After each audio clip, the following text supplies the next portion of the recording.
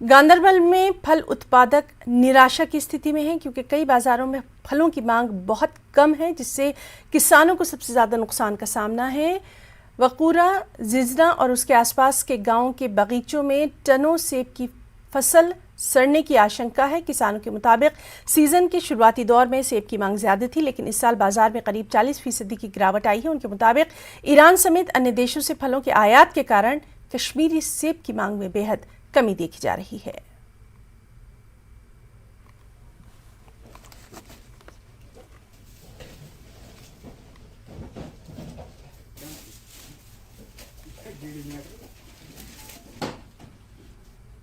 Crop اس سال ہے لیکن یہ کراپ سارا ضائع ہوا ہے کیونکہ کوئی پالیسی مارکیٹ کی ہے ہی نہیں اویلیبل ابھی تک اس سیکٹر کے لیے۔